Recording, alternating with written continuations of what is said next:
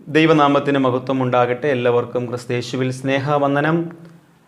പ്രാർത്ഥനാപൂർവം ദൈവവചന ധ്യാനത്തിലേക്ക് നമുക്ക് പ്രവേശിക്കാം. ഇന്ന് അല്പസമയം ചിന്തയ്ക്കായി ആധാരമാക്കുന്ന വേദഭാഗം വിശുദ്ധ മർക്കോസ് എഴുതിയ സുവിശേഷം 1-ാം അധ്യായം അതിൻ്റെ 25-ാമത്തെ വാക്യം. യേശു അതിനെ ശാസിച്ചു, മിണ്ടരുത്, അവനെ വിട്ടുപോ എന്ന് പറഞ്ഞു. ഒന്നാമത്തെ ചിന്ത എന്ന് പറയുന്നത് ശാസനയാണ്. യേശു അതിനെ ശാസിച്ചു, മിണ്ടരുത്, അവനെ വിട്ടുപോ എന്ന് പറഞ്ഞു. ശാസന ജീവിതത്തിൽ ഒരു ശിക്ഷയല്ല, ഒരു രക്ഷയാണ്. ഇന്ന് പലപ്പോഴും ശാസനകൾ കേൾക്കാൻ ഇഷ്ടമില്ലാത്ത ഒരു തലമുറയാണ് വളർന്നു വരുന്നുകൊണ്ടിരിക്കുന്നത്. ഇന്ന് ഏതെങ്കിലും തെറ്റുകൾ കണ്ട് ശാസിച്ചാൽ മക്കൾ സ്വന്തം ജീവനെ അവസാനിപ്പിക്കുന്ന ഒരു കാലഘട്ടമാണ്. മാതാപിതാക്കൾ തെറ്റ് കണ്ട് വഴക്ക് പറഞ്ഞാൽ, അത് നീ ചെയ്യരുതെന്ന് പറഞ്ഞാൽ, അങ്ങനെ പോകുന്ന വഴി നീ തെറ്റാണെന്ന് പറഞ്ഞാൽ, ചില വാക്കുകൾ കൊണ്ട് ശാസിച്ചാൽ ഇന്ന് മക്കൾക്ക് ഇഷ്ടപ്പെടുന്നില്ല. അപ്പനും അമ്മയും വഴക്ക് പറഞ്ഞു എന്ന് പറഞ്ഞ് ഇന്ന് വീട് വിട്ടിറങ്ങുന്ന ഒരു കാലഘട്ടം, ആത്മഹത്യ ചെയ്യുന്ന ഒരു കാലഘട്ടം, ശാസിക്കുന്നവരെ ആക്രമിക്കുന്ന ഒരു കാലഘട്ടം. ഈ ശാസന എപ്പോഴാണ് നമുക്ക് ലഭിക്കുന്നുവെന്ന് ചോദിച്ചാൽ, നമ്മുടെ ജീവിതത്തിൽ ക്രമീകൃതമല്ലാത്ത ഒരു ജീവിതം നമ്മിൽ നിന്നൊരു പൊട്ടിപ്പുറപ്പെടുമ്പോൾ, മറ്റുള്ളവർക്ക് ഇടർച്ചയാകുന്ന ഒരു ജീവിതം ഉണ്ടാകുമ്പോൾ, നമ്മുടെ മാതാപിതാക്കൾ പാരൻസ് നമ്മെ ശാസിക്കും. ചിലപ്പോൾ സഭയിലെ പുരോഹിതൻ ശാസിച്ചെന്ന് വരും, അധ്യാപകർ തെറ്റ് കാണുമ്പോൾ ശാസിച്ചുവെന്ന് വരും. അവിടെ നമ്മൾ മനസ്സിലാക്കേണ്ടത്, ഞാൻ ശാസനയ്ക്ക് വിധേയനായിട്ടുണ്ടെങ്കിൽ, മറ്റുള്ളവരിലൂടെ ഞാൻ ശാസിക്കപ്പെടേണ്ട ഒരു ജീവിതത്തിൽ എത്തിച്ചേർന്നിട്ടുണ്ടെങ്കിൽ എന്തോ കുറവുകൾ എന്നെ ഭരിക്കുന്നുണ്ട്. എൻ്റെ ജീവിതം നീതിപൂർവമല്ല എന്നൊരു ചിന്ത നമ്മുടെ ജീവിതത്തിൽ ഉണ്ടാകേണ്ടത് ഏറെ ആവശ്യമാണ്. അപ്പോൾ തെറ്റുകൾ ഉള്ളിടത്താണ് ശാസനകൾ ഉണ്ടാകുന്നത്.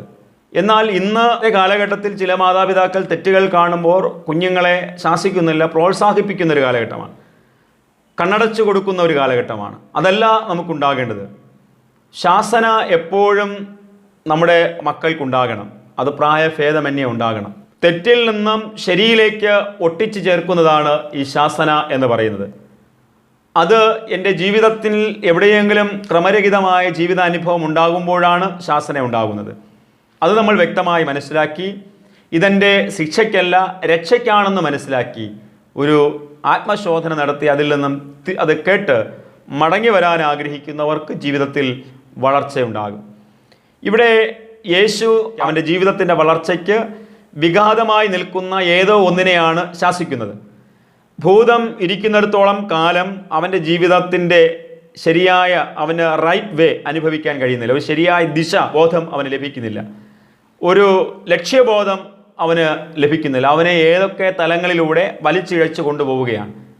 ഇതുതന്നെയാണ് തെറ്റെന്ന തിന്മയെന്ന ദുർഭൂതം ഒരു മനുഷ്യനെ ഭരിക്കുമ്പോൾ അവൻ്റെ ലക്ഷ്യം തെറ്റുകയാണ്, ദിശ തെറ്റുകയാണ്, ലക്ഷ്യമില്ലാത്ത ഒരു യാത്ര ജീവിതത്തിൽ തുടരുകയാണ്. ആ തുടരുന്ന യാത്രയിൽ അത് അനേകർക്ക് മുറിവുകൾ ഉണ്ടാക്കുകയാണ്.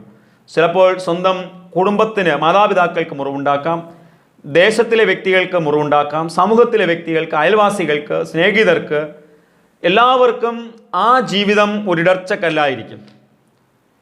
പക്ഷേ അതിലുള്ള തിന്മയെ കണ്ടെത്തി യേശു ശാസിച്ചപ്പോൾ അശുദ്ധാത്മാവ് അവനെ ഇഴച്ച് ഉറക്കെ നിലവിളിച്ചു, അവനെ വിട്ടുപോയി. അപ്പോൾ നമ്മുടെ ജീവിതത്തിൽ എവിടെയെങ്കിലും തെറ്റ് കാണുമ്പോഴായിരിക്കും ഒരു ശാസന ലഭിക്കുന്നത്.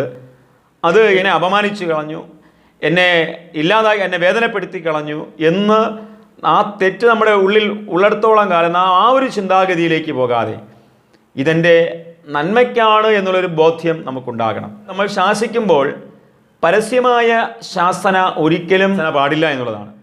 ഇവിടെ യേശു ശാസിക്കുമ്പോൾ അവനെ വളരെ രഹസ്യമായി കണ്ടാണ് അവനുള്ള ഭൂതത്തെ പുറത്താക്കുന്നത്. സമൂഹത്തിൻ്റെ മുൻപിൽ നിർത്തിയല്ല അവനെ ശാസിക്കുന്നത്. അപ്പോൾ എപ്പോഴും ഒരു മാതാപിതാക്കളായാലും അധ്യാപകരായാലും ആരും ആയിക്കോട്ടെ, ഒരു വ്യക്തിയെ ശാസിക്കുമ്പോൾ, അവനെ തെറ്റിനെ നമ്മൾ ശിക്ഷിക്കുമ്പോൾ, ശാസിക്കുമ്പോൾ വളരെ പേഴ്സണലായിട്ടായിരിക്കണം അവനെ ശാസിക്കേണ്ടതും ആ തെറ്റിനെ ഉണർത്തിച്ചു കൊടുക്കേണ്ടതും ആ തെറ്റിൽ നിന്ന് അവനൊരു പൂർണ്ണമായ ബോധ്യം ഉളവാക്കുന്ന രീതിയിൽ അവനെ കൊണ്ടുവരേണ്ടത്. അപ്പോൾ അവിടെ നമ്മൾ മനസ്സിലാക്കണം, പരസ്യമായ ശാസനയല്ല, അവർക്ക് മുറിവുണ്ടാക്കാത്ത രീതിയിൽ, അവർ അപമാനിതരാകാത്ത രീതിയിൽ ആയിരിക്കണം അവരെ ശാസിക്കേണ്ടത്. യേശു കർത്താവിൻ്റെ അടുക്കൽ ഈ വ്യഭിചാരിണിയായ സ്ത്രീയെ കല്ലെറിഞ്ഞു കൊല്ലുവാൻ വരുമ്പോൾ യേശു അവിടെ നിശബ്ദനാവുകയാണ്. മറ്റുള്ളവരെല്ലാം ഇവളെ കൊല്ലണമെന്ന് ആക്രോശിച്ച് കല്ലുമായി മുൻപിൽ നിൽക്കുമ്പോൾ യേശു വളരെ വിനീതനായി കുനിഞ്ഞിരുന്ന് നിലത്തിരുന്ന് എഴുതുന്നതാണ് കാണാൻ കഴിയുന്നത്. നിങ്ങളിൽ പാവമില്ലാത്തവൻ ആദ്യം ഇവളെ കല്ലെറിയട്ടെ എന്ന് പറയുമ്പോൾ അവർക്ക് ഒരു ശാസന കിട്ടുകയാണ്, നിങ്ങളിൽ പാവമില്ലാത്തവൻ ഇവളെ കല്ലെറിയട്ടെ. ആ വാക്കിൽ, ആ ഒറ്റ ശാസനയിൽ, ആ ഒറ്റ വാക്കിൽ അവരുടെ ജീവിതത്തിലെ കുറവുകളെ ഉണരുകയാണ്.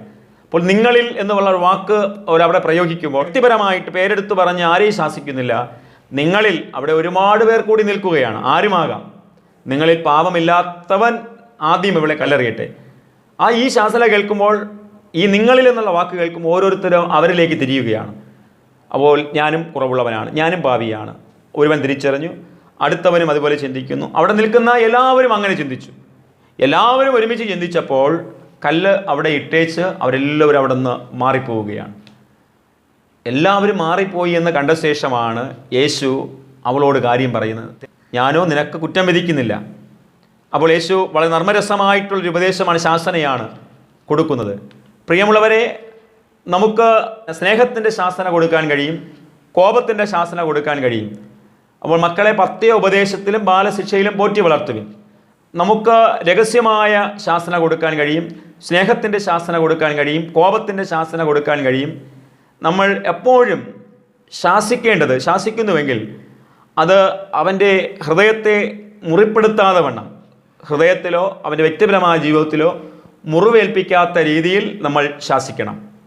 അപ്പോൾ അവർ അത് ഉൾക്കൊള്ളുവാനും അത് തെറ്റാണെന്ന് ബോധ്യപ്പെടുകയും തിരിച്ചു വരുവാനും ഒരു അനുഗ്രഹീത ജീവിതം തുടരുവാനും സാധ്യതയേറെയുണ്ട്. ഏലി പുരോഹിതൻ്റെ മക്കളെയും ഏലി പുരോഹിതൻ ശാസിച്ചത് സ്നേഹത്തിലാണ്. മക്കളെ, നിങ്ങളെക്കുറിച്ച് ഇങ്ങനെ ദോഷമായിട്ട് പല കാര്യങ്ങളും കേൾക്കുന്നുണ്ട്, അത് നന്നല്ല. ഇതൊരു സ്നേഹത്തിൻ്റെ ശാസനയാണ്.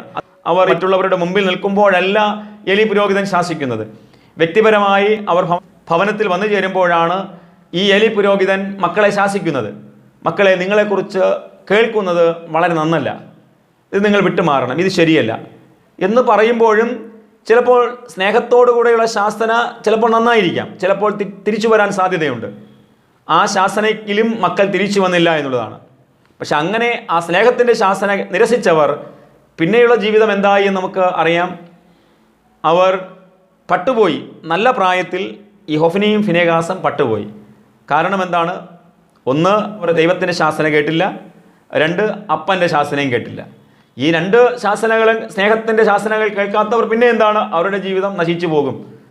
പ്രിയമുള്ളവരെ, ഈ ശാസനകളുടെ ചില വശങ്ങളുണ്ട്. ഒന്ന്, സ്നേഹത്തിലധിഷ്ഠിതമായ ശാസന. മക്കളെ, നീ ഇത് ചെയ്യുന്നത്, പറയുന്നത്, കേൾക്കുന്നതൊന്നും ശരിയല്ല, ഇത് കുടുംബത്തിന് അപമാനമാണ്, ഞങ്ങൾക്ക് അപമാനമാണ്, സഹോദരങ്ങൾക്ക് അപമാനമാണ്, സഭയ്ക്ക്, ദേശത്തിന്, കുടുംബത്തിന് അപമാനമാണ് എന്ന് അവർക്ക് ചിന്തിക്കത്തക്ക രീതിയിൽ, അവരുടെ ചിന്താശക്തികളെ, ചിന്താമണ്ഡലങ്ങളെ സ്വാധീനിക്കത്തക്ക രീതിയിൽ ഒരു ഉപദേശം അവരുടെ ഹൃദയത്തിൽ ഇടുവാനായിട്ട് നമുക്ക് കഴിയണം. അത് സ്നേഹത്തിൻ്റെ ശാസനയാണ്. പക്ഷെ കോപത്തിൻ്റെ ശാസന ഇന്നത്തെ തലമുറ കൈക്കൊള്ളണമെന്നില്ല. യേശു കർത്താവ് പലയിടത്തും കോപിച്ചു. പക്ഷെ ആ കാലഘട്ടത്തിൽ കോപത്തിൻ്റെ ശാസന ഏൽക്കുന്നവരെല്ലാം ഭയപ്പെട്ട് പിന്മാറി വന്നു. ഇപ്പോൾ യെശയ്യാ പ്രവാചകൻ്റെ പുസ്തകമൊക്കെ പഠിക്കുമ്പോൾ യേശു കോപിച്ചു, ശാസിച്ചു എന്നൊക്കെയും പറയുന്നുണ്ട്. പക്ഷെ ആ കോപത്തിൻ്റെ മുൻപിൽ ആരും പിന്മാറിപ്പോകുന്നില്ല. അത് ദൈവത്തിൻ്റെ കോപമാണ്, ശാസനയാണ് എന്ന് പൂർണ്ണമായി അത് അംഗീകരിക്കുകയും ഏറ്റെടുക്കുകയും അവർ അതിൽ തിരിച്ചുവരവ് നടത്തുകയും ചെയ്യുകയാണ്. യെശയ്യാവ്, ഇരമ്യാവ്, യെഹെസ്കേൽ പ്രവാചകൻ്റെ പുസ്തകമൊക്കെ പഠിക്കുമ്പോൾ അവിടെ കോപത്തോടും ക്രോധത്തോടും പ്രവാചകന്മാരും ദൈവവും ശാസിക്കുകയാണ്, കോപിച്ച് ശാസിക്കുകയാണ്. പക്ഷെ ആ കോപത്തിൻ്റെ ശാസനകൾ പലർക്കും അത് അനുഗ്രഹമായി തീർന്ന് ജീവിതത്തിലേക്ക് തിരിച്ചു വരുവാനായിട്ട് കഴിയുന്നു. പക്ഷെ ഇന്നത്തെ കാലഘട്ടത്തിലേക്ക് നമ്മൾ പോകുമ്പോൾ കോപത്തിൻ്റെ ശാസനകളൊന്നും പ്രായോഗികമല്ല. എവിടെയെങ്കിലും മാതാപിതാക്കൾ കോപിച്ച് ശാസിച്ചാൽ മക്കൾ വീട് വിട്ടിറങ്ങിപ്പോകും, അല്ലെങ്കിൽ അവർ ആത്മഹത്യ ചെയ്യും, കൂട്ടുകാരുടെ വീട്ടിൽ പോകും, അത് വേറെ എന്തെങ്കിലും കാര്യങ്ങൾ കാണിക്കും. അപ്പോൾ ഇന്നത്തെ നമ്മുടെ പ്രായോഗികമായ ശാസന എന്ന് പറയുന്നത് സ്നേഹത്തിൻ്റെ ശാസനയായിരിക്കണം. മക്കളെ കൂട്ടത്തിൽ നിൽക്കുമ്പോൾ ശാസിക്കരുത്. ചില മാതാപിതാക്കൾ കൂട്ടത്തിൽ നിൽക്കുമ്പോൾ ശാസിക്കാറുണ്ട്. ശാസിക്കുമ്പോൾ വളരെ വ്യക്തിപരമായിട്ട് അവർ ഭവനത്തിൽ വന്ന ശേഷം അവർ ഒറ്റപ്പെട്ടിരിക്കുന്ന നിമിഷങ്ങളിൽ അവരെ വിളിച്ചിരുത്തി സ്നേഹത്തോടുകൂടെയുള്ള ശാസന കൊടുക്കാൻ കഴിയണം. അല്ലെ അതൊരു ഉപദേശപരമായ ഉപദേശത്തിൽ ചാലിച്ച ശാസനയായിട്ട് മാറണം. പക്ഷെ ഇവിടെ യേശു അതിനെ ശാസിച്ചു, മിണ്ടരുത്. അതിന് മിണ്ടുവാനുള്ള, സംസാരിപ്പാനുള്ള അവസരം പോലും കൊടുക്കാതെ അവനെ വിട്ടുപോ. അവൻ്റെ ജീവിതത്തെ ക്രമം ഇല്ലാതാക്കുന്ന, അവനെ നശിപ്പിക്കുന്ന, അവൻ്റെ സ്വപ്നതുല്യമായ ജീവിതത്തെ ഹനിക്കുന്ന ഒരു ഭൂതം അവനെ പിടിച്ചിരുന്നു. ആ ഭൂതത്തെയാണ് യേശു ശാസിക്കുന്നത്. ഇന്ന് നമ്മുടെ തലമുറകളിലും മക്കളുടെ നല്ല ഭാവിയെ ഇല്ലാതാക്കുന്ന, നല്ല ഫ്യൂച്ചറിനെ ഇല്ലാതാക്കുന്ന, ആത്മീയ ഭാവിയെയും ഭൗതിക ഭാവിയെയും തെറ്റിക്കുന്ന ഓരോരോ ഭൂതങ്ങൾ ഇന്ന് ഓരോ മക്കളിലും ഉണ്ട് എന്നുള്ളതാണ്. അത് ചിലപ്പോൾ ലഹരിയാകാം, മദ്യപാനമാകാം, വെറിക്കുത്തുകളാകാം, ദുർനടപ്പുകളാകാം, ജഡത്തിൻ്റെ മോഹങ്ങളാകാം, കൺമോഹം, ജഡമോഹം, ജീവനത്തിൻ്റെ പ്രതാപം, ദുർഭൂതങ്ങൾ വിട്ടുപോകാതെ ഇന്ന് ഒരുപാട് തലമുറകളുടെ ജീവിതത്തെ വഴിപിഴപ്പിക്കുകയാണ്. പ്രിയമുള്ളവരെ, ഇവിടെയെല്ലാം ശാസന നമ്മൾ നിരസിക്കാതിരുന്നാൽ, ശാസന കേൾക്കുന്ന മനുഷ്യൻ ഭാഗ്യവാൻ എന്നുള്ളവനാണ്. അവൻ ശാസന കേട്ടാൽ അവൻ രക്ഷപ്പെടും. ഇന്ന് യേശു കർത്താവ് ഇവിടെ ശാസിച്ചപ്പോഴാണ് ആ ഭൂതം വിട്ടുപോയി. അവൻ നേരായ ജീവിതത്തിൻ്റെ ലക്ഷ്യം കൈവരിക്കുകയാണ്. പ്രിയമുള്ളവരെ, ഇന്നത്തെ ഈ കാലഘട്ടങ്ങളിൽ നമ്മുടെ കുടുംബങ്ങളിലെ മക്കളെയും ഏതൊക്കെയോ ദുർഭൂതങ്ങൾ ഭരിക്കുന്നുണ്ട്. അവരുടെ നല്ല ജീവിതത്തെ വഴിപിഴപ്പിക്കുന്നുണ്ട്. സമൂഹത്തിൽ മോശം പേരുകൾ അവർ മാറിക്കൂട്ടുന്നുണ്ട്. ഏതൊക്കെയോ നല്ല ജീവിതങ്ങളിൽ ആയിത്തീരേണ്ടവർ മോശമായ പേരുകളും മോശമായ ജീവിതത്തിൻ്റെ വശങ്ങളിലൂടെ സഞ്ചരിച്ചു പോകുന്നുണ്ട്. അവിടെയെല്ലാം നമ്മൾ ശ്രദ്ധിക്കേണ്ടത്, സ്നേഹത്തിൽ അധിഷ്ഠിതമായൊരു ശാസന ദൈവവചന ഉപദേശത്തിന് പ്രകാരം കൊടുക്കുവാൻ കഴിഞ്ഞാൽ ചിലപ്പോൾ നമ്മുടെ തലമുറകളെ ആ ദുർഭൂതങ്ങളിൽ നിന്ന് രക്ഷിച്ച് അവരുടെ ജീവിതത്തിന് പുതിയ മാനവും പുതിയ ഉദയവും നൽകുവാൻ കഴിയും. യേശു അവനിലുള്ള ഭൂതത്തെ ശാസിച്ചപ്പോൾ അത് വിട്ടുപോയി. അവൻ്റെ ജീവിതം നേർമയുള്ളതായി തീർന്നു. അവന് ശരിയായ ദിശ കിട്ടി, ലക്ഷ്യം കിട്ടി. അവന് നന്മ തിരിച്ചറിയാൻ കഴിയും. മറ്റുള്ളവർക്ക് ഇടർച്ചയായി മാറിയവൻ, മറ്റുള്ളവർക്ക് മുള്ളായി മാറിയവൻ, ജീവിതം കൊണ്ട് ആർക്കും പ്രയോജനമില്ലാതിരുന്നവൻ ഇപ്പോൾ ഭൂതം വിട്ടുപോയപ്പോൾ അവൻ്റെ ജീവിതം ദൈവത്തിനും മനുഷ്യനും മാതാപിതാക്കൾക്കും സമൂഹത്തിനും കുടുംബത്തിനും അപമാനമായിരുന്നവൻ അഭിമാനമായി മാറുകയാണ്. നമ്മുടെ മക്കളുടെ ജീവിതങ്ങളിൽ ദുർഭൂതങ്ങൾ ഭരിക്കുമ്പോൾ നമ്മുടെ കുടുംബങ്ങൾ അപമാനമാണ്, മക്കളുടെ ജീവിതം അപമാനമാണ്, അവർ സമൂഹത്തിന് അപമാനമാണ്. പക്ഷേ നമ്മുടെ കുടുംബങ്ങളിൽ നമ്മുടെ മക്കൾ അഭിമാനമാകണമെങ്കിൽ അവരെ സ്നേഹത്തോടെ ശാസിച്ച് അവരിൽ വസിക്കുന്ന, ലക്ഷ്യം തെറ്റിക്കുന്ന, അപമാനപ്പെടുത്തുന്ന, അവരെ തിന്മപ്പെടുത്തുന്ന, അവരെ സമൂഹത്തിനും മറ്റുള്ളവർക്ക് ഇടർച്ചയാക്കുന്ന ആ ഭൂതങ്ങളെ ശാസിച്ച് ഒരു നേർമയായ ഉപദേശത്തിന് കീഴിൽ അവർ കൊണ്ടുവരുവാൻ കഴിയണം. അതുകൊണ്ട് ഞാൻ പറയാൻ ആഗ്രഹിക്കുന്നത്, ഉപദേശങ്ങൾ എല്ലാവർക്കും നല്ലതാണ്. അത് ജീവിതത്തിൽ അനുസരിക്കുമ്പോൾ, അത് ചെയ്യുമ്പോൾ, വിട്ടുപോകുമ്പോൾ നമ്മുടെ ജീവിതം ഗുണം പിടിക്കുകയാണ്, നന്മയായി മാറുകയാണ്. അതുകൊണ്ട് ശാസനകളൊന്നും നിരസിക്കരുത്. അത് നമ്മുടെ ശിക്ഷയ്ക്കല്ല, രക്ഷയ്ക്കാണ് എന്ന് നമ്മൾ മനസ്സിലാക്കണം. God bless you. ദൈവം നമ്മെ അനുഗ്രഹിക്കട്ടെ. ആമേൻ.